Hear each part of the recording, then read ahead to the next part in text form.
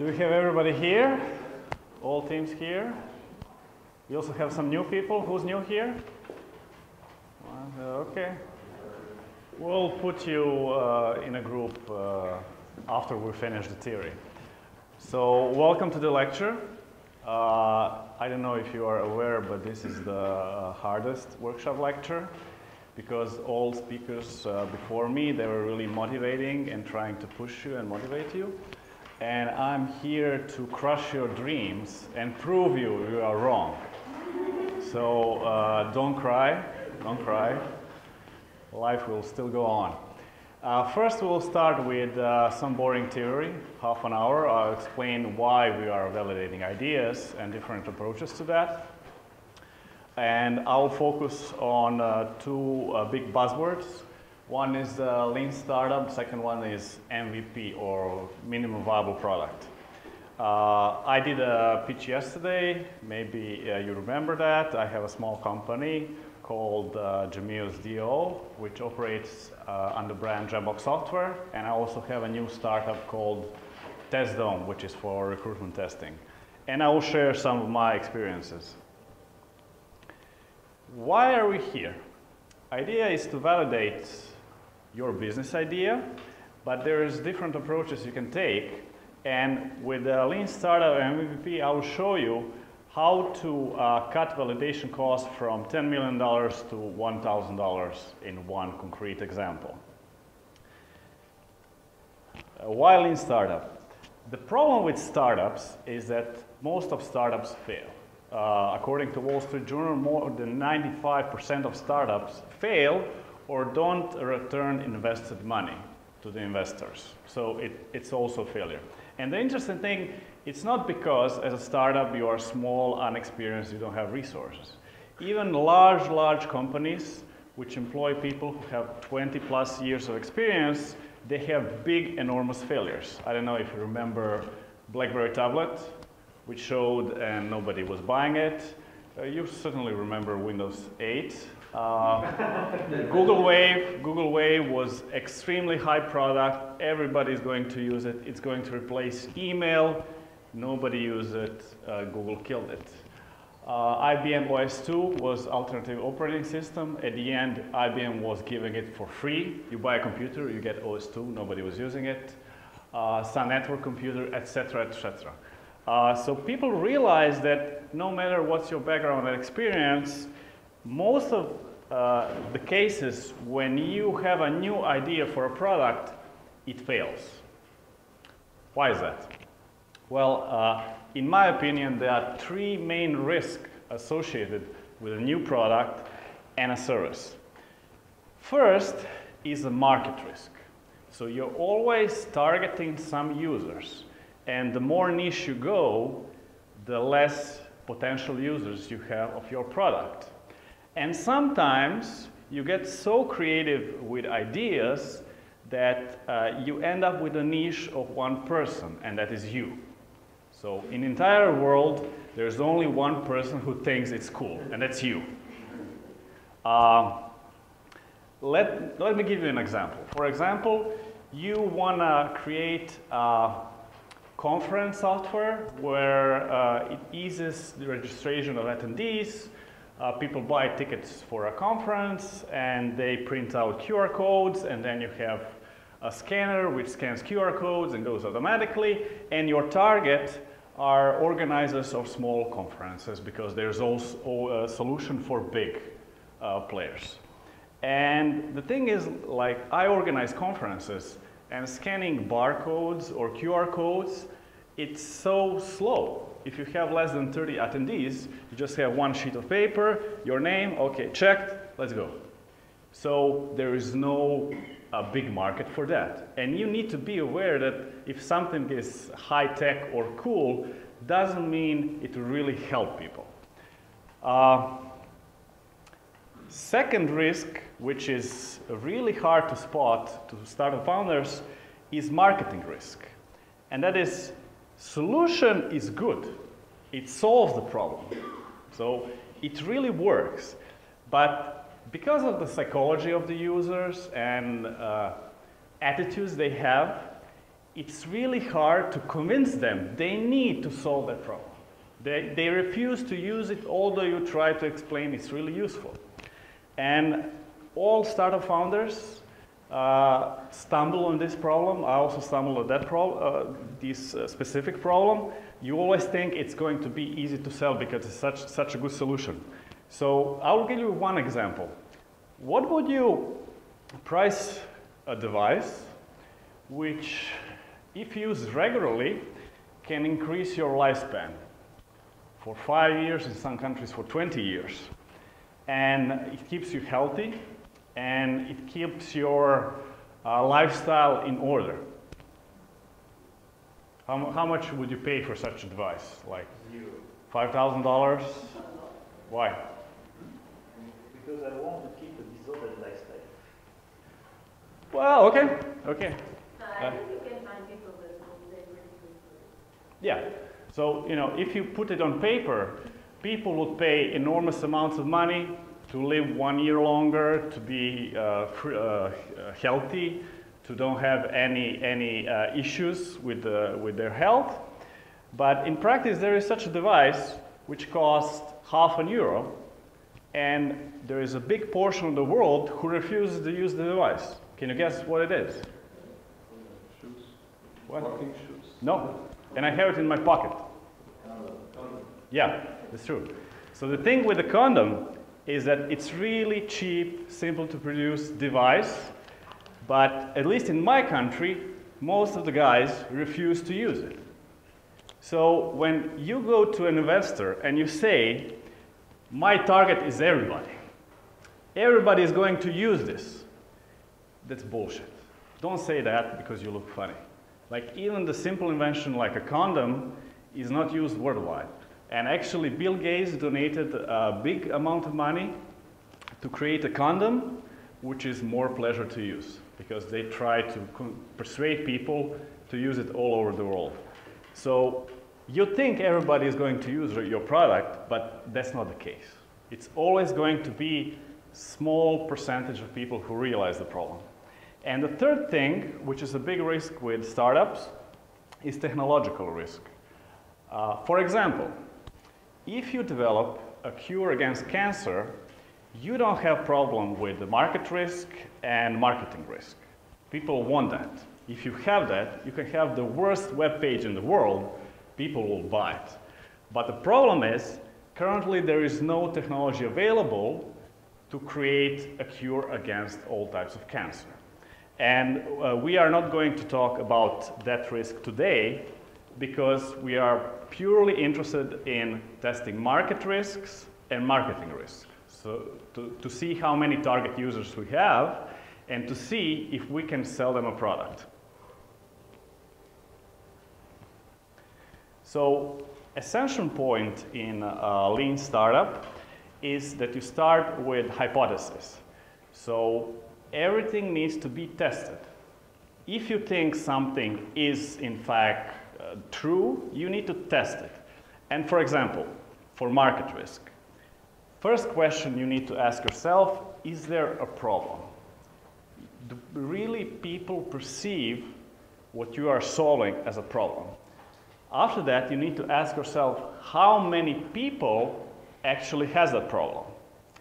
And the third thing is your idea a really good solution to that problem? Maybe there is a better solution. Maybe your solution is good, but it has some drawbacks which prevents people of using it.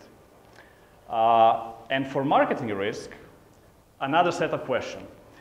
First, and really important one, and most of the people who start with startups don't understand that, is there a category for a problem? In simple terms, is there one word you can use to describe your solution and everybody understands it? Because if there is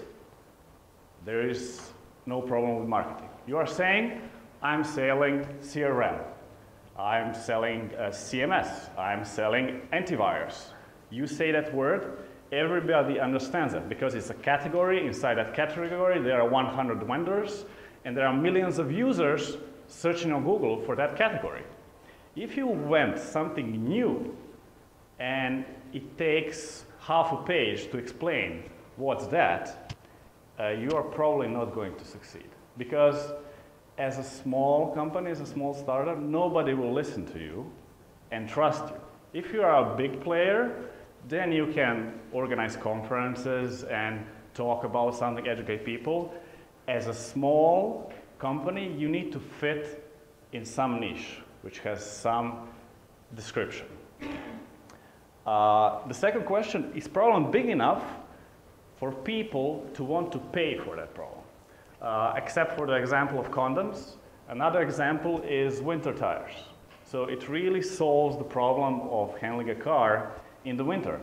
But for example, when I bought my winter tires, my father told me I'm stupid because there is only snow for 1 month in Croatia and I spent so much money on winter tires. So he doesn't perceive the problem is big enough to go and buy tires. And the thing which also happens a lot with startups is that you have a solution to the problem, but your solution is complicated. It requires internet connection, an app, different prerequisites to use the solution, and people just want a simple solution. So you need to test all of that. And Lean Startup as a methodology tells us that goal of a startup is not to make a product or a service. The goal of a startup, because it's in a search of repeatable business model, is to learn about customers, learn about market, search for a best solution to a problem until you reach product market fit. So until you know, okay, if I develop this thing, people need that, and I'm going to sell that to the people without any problem. And that's the main goal of a startup, learning. And how do you learn? You iterate. So you start lean without anything, you do experiments, and with every iteration, you gather more and more knowledge. Lean as a word comes from lean manufacturing, which was invented in Toyota.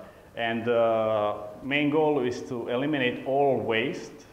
And waste in a startup is like when you have some idea and you start implementing, you do a web page, code, and then in the end you realize that was the wrong approach, and all hours you invested and all code you have, you can throw away because you are going in a different direction. So the goal is to eliminate all that waste and only do stuff that give value to the customer.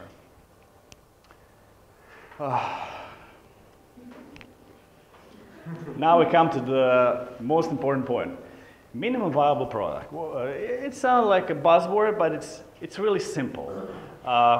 So it says in definition that it's a version of a new product which allows team to collect the maximum amount of validated learning about customers with the least effort. So in a sense, it's some kind of a mock-up you can show to your customers just to see their reaction, to see if they like it, if they have some objections, to see how it fits with the customer. And the thing which is often misunderstood about MVP is that MVP is not the minimal product, because purpose of minimum viable product is not to sell it, it's just to learn from it. And because of that, MVP is often a complete fake. So people just fake that they have a product or service which does something, but actually they don't have anything. And that's completely okay. You cannot sell it because it doesn't exist, but you can learn and get feedback from customers. I have a question about this one. What? During the pitch I did about the cloning for the survival guide for hotels and the host for their guests. So what we plan to do as a minimum viable product is something in a couple of days on WordPress, which allows to showcase things and see how it works and to touch it. However, it's a very bad technology for future evolution, so we build it from scratch on the beta technology, but which will require more investment to build this product. So is it the right approach to go into something that will be anyway shut down in 1 or 2 months, just as a way to show and get feedback? Or should we invest more time in having something that will be reused later for later iterations? No, you should not invest time. Okay. So it's okay, it's completely okay to develop something, use it for 1 month, and then just kill it. And you just send emails like, sorry, we are shutting down temporarily, and if they get offended, that's not your problem. Okay, thanks for validating my assumption. Yeah. There is opposite approach, which is more commonly used in startups, which I call Steve Jobs approach. You have one visionary who is crazy and doesn't have social skills, and he goes into some office and he thinks and he thinks and he thinks and he thinks of some genius stuff, and then he tells what to do, and everything is top secret. And you can recognize such startups. You ask them like what they're doing on, and they say, oh, I cannot tell you. Oh, you know, I can give you feedback. No, no, it's top secret. I don't want anybody to know. That's pure Steve Jobs approach. And it works great if you're a genius. So you know everything, you don't need to ask anybody and get customer feedback. Second, you personally know the domain of the problem well. So, for example, you're developing some software for some specific industry, and you spend 20 years in that industry as a salesman. So you probably know what's happening there. And the third thing, which was widely used in Apple, that Apple was so big, when they have a top secret iPhone or tablet or a new computer, all internal employees were using that, and they were getting feedback, but internally. So if you don't fit this pattern, please don't use this approach. It's a really bad idea.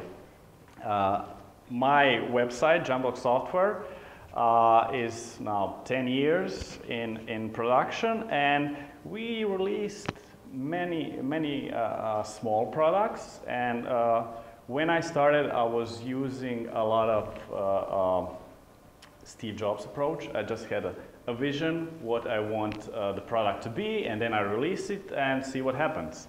And you know, it was not always working. So this is my personal experience. I started with Jambox spreadsheet. I had experience with that product. That's Excel component for importing, exporting Excel data. I was working with that before. I did a little bit competition research and first version, and it took off. So I thought, now I know everything. I'm new Steve Jobs. I'll be the richest man in 20 years. And then I created a new product after 1 year compound file, and it didn't sell. What's wrong? I'm a better programmer. I know better about APIs, but it doesn't sell. Then I created a third product, Jambox PPC, and it sold even less. So I don't know, maybe I'll not become the next richest man in the universe. And then I had a great idea about Wise PPC Editor, which is some kind of marketing tool to interface multiple systems. And we spent 2 years developing it. And we earned $0 from it. Because our idea was to have a freemium version, and when we have 1,000 users, then we have a premium version. We never get to more than 10 users of the product, and we used 2 years to develop it. And then I said, maybe I'm not so smart, maybe I need to read some book and watch some lectures, and then I got into startup community, and I read a lot of books. And then things started to go better. So Jambox document was something we developed based on customer feedback for Jambox spreadsheet. Customers said, well, do you also have a document component? And Wise PPC integrator was another really cool idea, but this time I was smarter, and I said, let me test this idea before we spend half a year, 1 year developing it. And this was the Wise PPC editor front page, the product that failed miserably. And this was just a simple web page we had for Wise PPC integrator, which was really 1 page of text, and this drawing was done in Google Drawing, and we bought some AdWords ads, so we get some traffic, and we were examining, are people converting, and what they want when they sign up for our product, we would contact them and say, hey, we can develop this solution. Would that be interesting to you? And after $45 spent on AdWords ads, and that was 42 users coming to our websites and 3 of them leaving emails, we realized that none of them were interested in purchasing our product. They all wanted something different. And in less than 1 month, with a simple web page and $45 spent on AdWords, we realized it doesn't make sense to develop such a product. So we just dropped that product, and since then I'm a firm believer in MVPs and lean startup. And maybe now it would be best for me to play you some video of a guy who is much more experienced than me. And actually that's a funny video because it's an Ignite lecture. You know what's Ignite lecture format? So Ignite is when you have slides which auto-advance after 15 seconds or 20 seconds. So you need to hurry up with the presentation. So let me get here.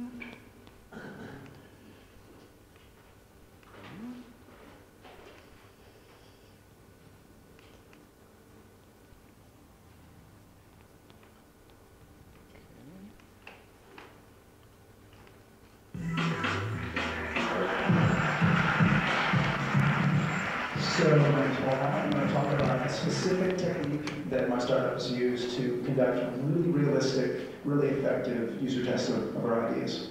So about a year ago, we had an idea for a social purchase sharing app where you would stream out what you're buying to your friends and they would share back with you what they were buying, and it was going to be great, and it was going to be the social networking take on product reviews.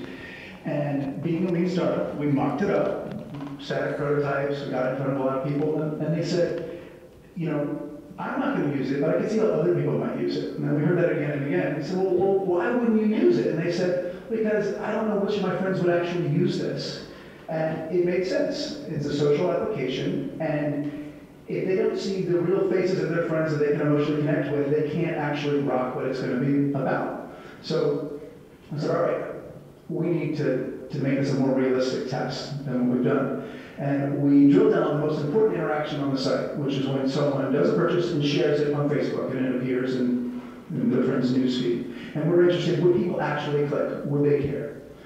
So we thought about, you know, how can we make this realistic? Do we have to build the whole thing, build this pretty serious-sized app to do this, or can we fake it really well? We decided to try to fake it. And the technique we used was a Grease Monkey script.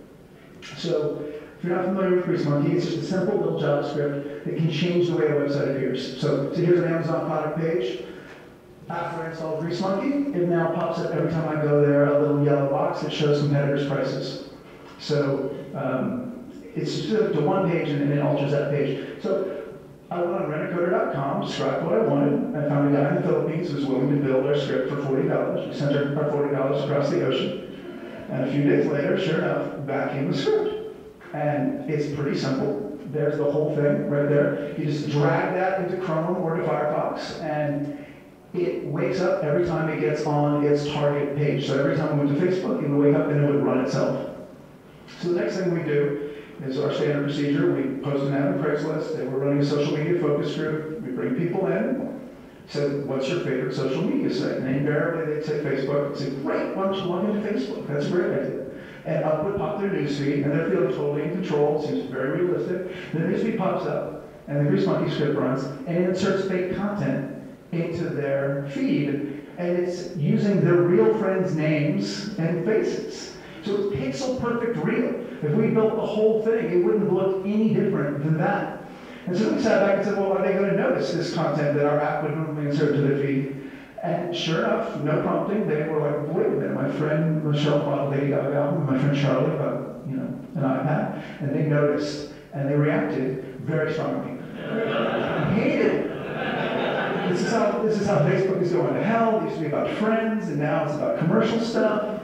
I remember back in the day, we would share poetry, and now I hate these ads.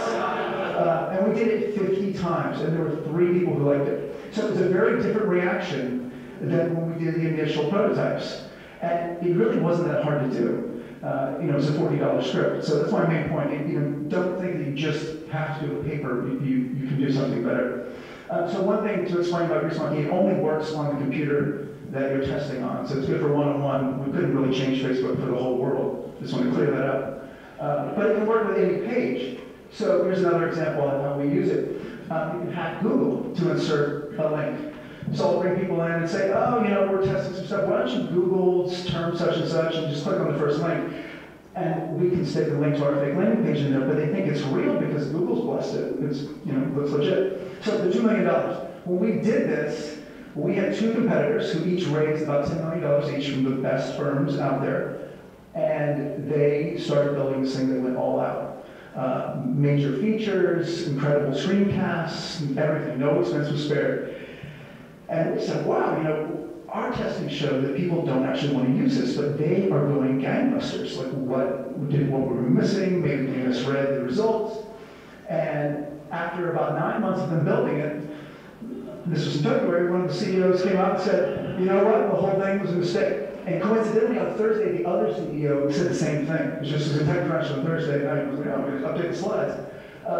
So while they were doing that, we were pivoting onto one idea and then another, and the happy ending is that we finally found something using these same techniques that really clicked. That's a bigger, better idea than the first one, and that's what we're building now. So if you're an engineer and you want to talk, see you afterwards.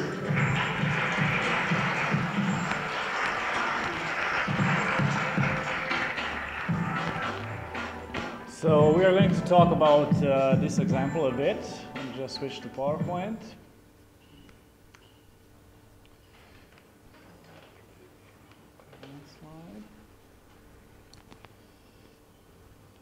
Okay. So let me iterate what they did.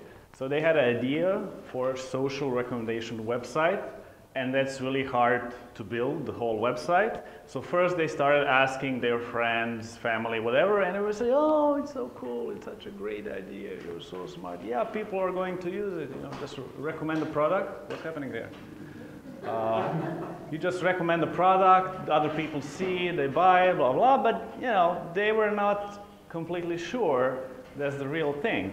And with a little bit of scripting and faking and finding people on classifieds, for $1,000, they tested the idea, the main hypothesis. People will see the product recommendation from a friend, and they will like it, and they realized it's completely wrong. And other companies went $10 million in that direction.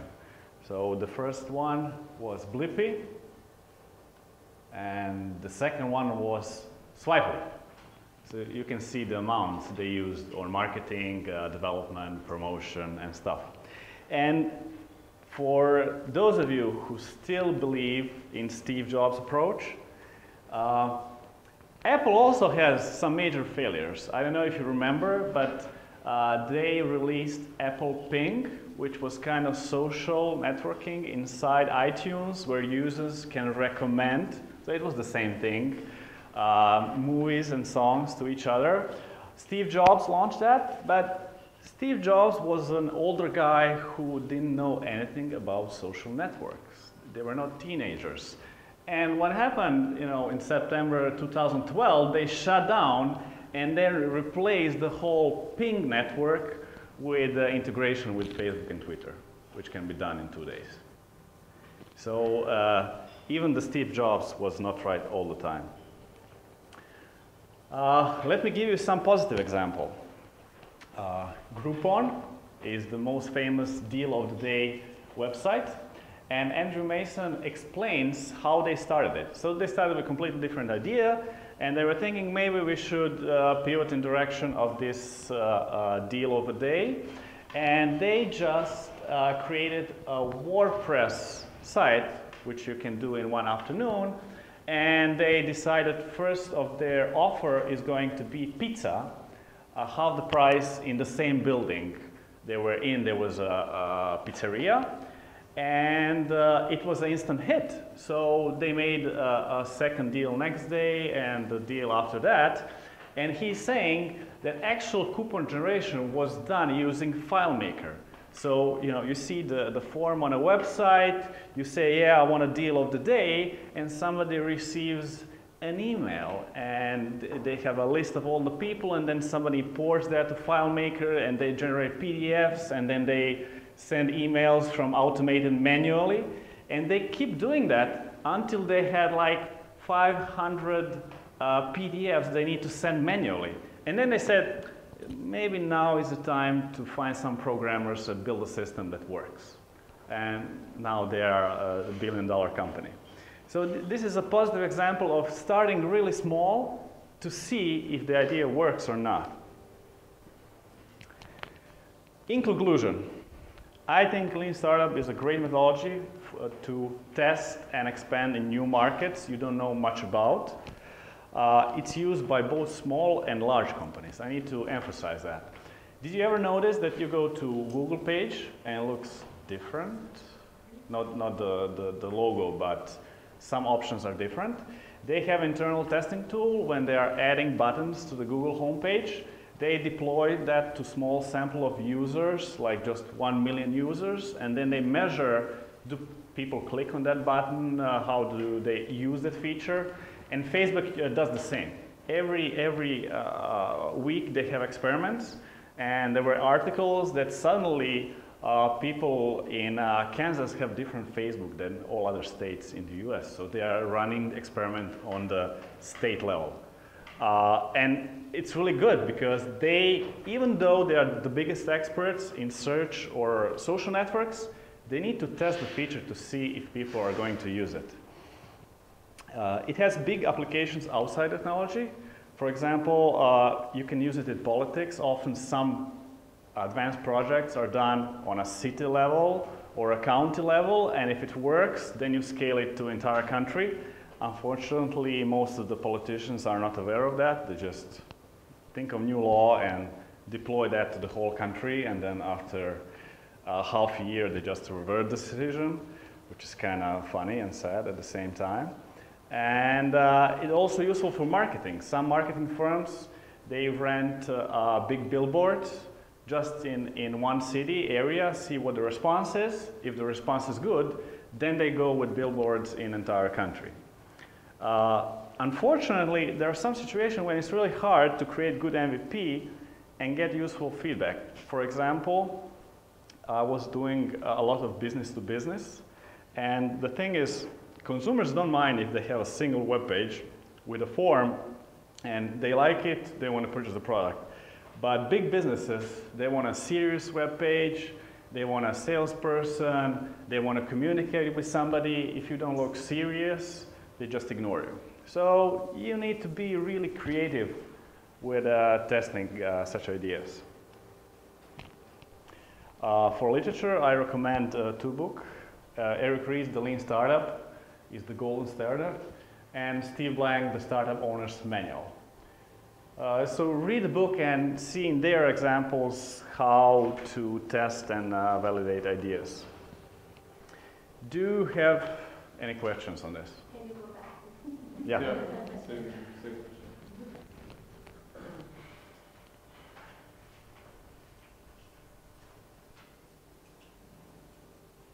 Did you write it down?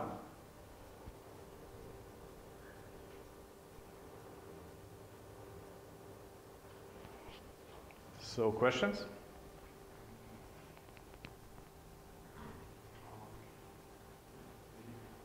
If you have an idea now, and there are some platforms like for crowdfunding or whatever, if you have an idea, is there somewhere in the platform that could be just describe your idea, maybe make some pictures? And then you discuss it with crowd?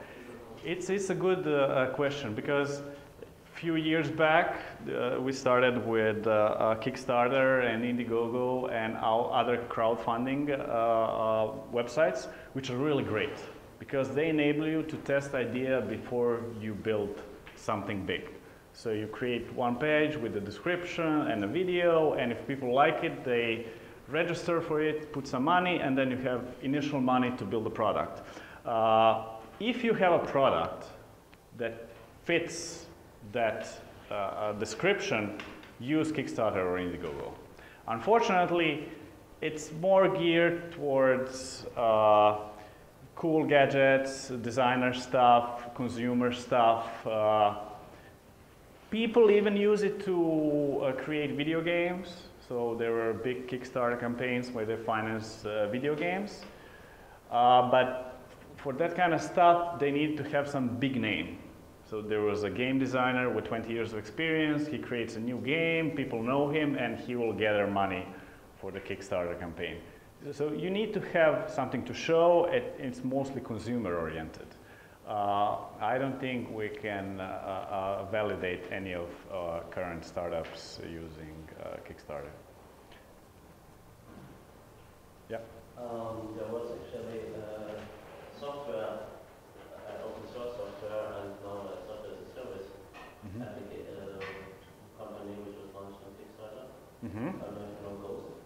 No. What's Ghost? No. Based in Britain and Node.js. It was the idea, the guy behind it who initiated used to be like chief user interface thingy for WordPress. Oh, okay, yeah, that's a big name, yeah. But they made it as an open source application and they still got money for it. Yeah, that's cool. Yeah. And they have it now as a software like and if you want if you don't mind open source projects, there is a system called Assembly, which is kind of like an online startup incubator. You can propose an idea there and discuss it with others and start implementing it in an open way. And then the guys in Assembly will help you to like guide you in the right direction, like what should you do with the MVP, how you can make money out of it and stuff like this. And basically everybody can contribute and you get some virtual funds. And once the service starts generating revenue, I mean of course they get some share, but then the rest of the share is split by how much you contributed to the application.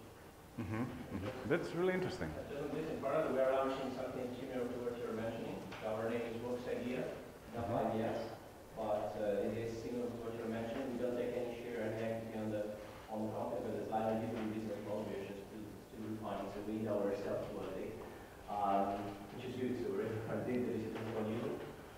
That's if you've got any interest in the sort of line, we'd be really interested in validating your idea online is something besides validating the true market that you were mentioning with an MVP, but validating besides and beyond the MVP. It is something for which you see fit that would be really interested to know everything. Cool. Any more questions, or we can go to the workshop part? You know everything, or you think so? It was good to have a script that will hide all kind of advertisement, etc. on Facebook to test if users like it or not. So do you really need to test that? I mean, I can answer that. Users like it, and I think there is some. There are ad blockers. Maybe some of them block Facebook. Maybe some other comment is that if there's people that are part of the West Network and they wanna do the new startup model and actually do tests with certain groups to validate if their idea works, like maybe we should think in the West Alumni Network how we can make a specific mail or something so that we don't have to span all the alumni, but there's a specific group that's interested as a test. I wouldn't recommend that because you know other besties and they will give you positive feedback just because you are a bestie. And it's... yeah, you don't... So, first rule, you don't ask your family, your friends, your colleagues. You ask anonymous users who can tell you this sucks. When you are validating something, you want to hear the word "this sucks." I'm not going to use this because that's useful information. That's why I'm skeptical that. Yeah, and maybe sometimes like as part of a market research, for example. I'm not really thinking about tech applications, but like for example, for me personally, I would love to know in for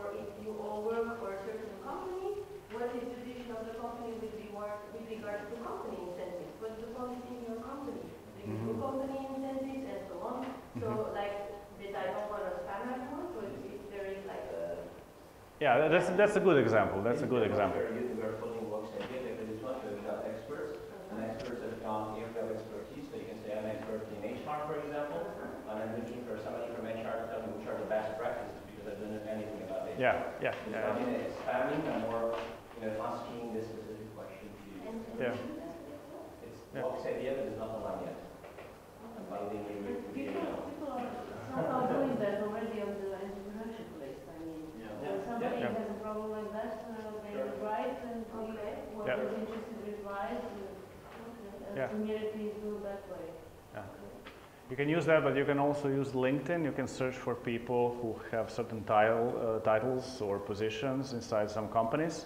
And not only your friends, you can search for friends of friends. And then you ask your friend to introduce that person. And if you go through introduction, people will be usually helpful and they were willing to talk with you for 20 minutes and give you feedback on your idea. So LinkedIn is a really valuable tool. Okay, so let's put this into practice. Let's go to the workshop. Wait, you have a condom in your pocket. What? That was just a prop.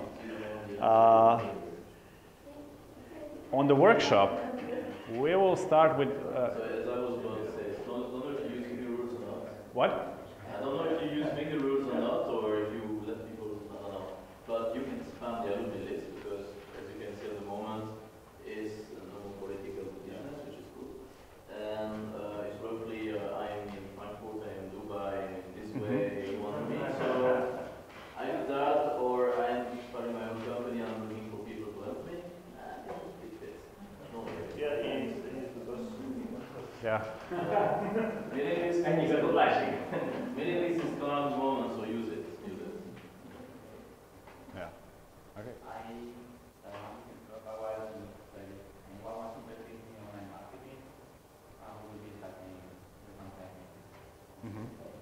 Okay. So, the workshop. We'll start with the validation board. Everybody is going to do the validation board. You have a validation board on the walls behind you. And it's just a fancy, formal approach to do hypotheses, experiments, and to do pivots. And let me explain what's the idea. So with validation board, you have the upper part, which contains all the pivots. And it's really important because they say that lifetime of your startup is the number of pivots you can make before you run out of money. So you have 10 developers in San Francisco, you got $1 million. You have 1 year because you need to pay everybody's salary and office. And in that 12 months, maybe you can do 5 pivots and that's it. If you don't figure out a scalable business model after 5 turns, you are not going to make it. So here we have pivots and they all start with customer hypothesis, so target customers, and we have problem hypothesis, so which is their problem. And then sometimes we'll put a solution, but not on the first iteration because there might be multiple solutions to initial problem. And when we start with one column, so one idea for a direction of a company, then we put assumptions that we have about that here as sticky notes. And we put all assumptions like that, and we decide on the riskiest assumption, and then we either validate it or invalidate it, depending on the result of the experiment. But let's do that in practice so it will be more clear to you. For example, I will use really simple case of ABC conference. So we start that our customers are best alumni. And we put post-it note there. And then the problem is they are interested in business, but they don't know to whom they talk to, how to share ideas, get feedback, advices, learning, and stuff like that. So this is our first pivot. And then we put all assumptions in this box. So we say maybe they are price sensitive, they are young and have other money obligations, they are short on time, maybe they don't want to travel far, and it's kind of hard to schedule all people at one place at one time. So let's say this is the riskiest assumption. Can we gather for the first ABC conference enough people to organize a conference? And then we decide which method we will use to validate or invalidate that idea. And in, let me switch to another slide. In validation board, we have three main methods. First one is exploration. Exploration is when we go and talk with the customers to see what their opinions are, get their feedback. We just write everything they tell us. The second one is pitch. A typical example of a pitch is a fake web. So we create a website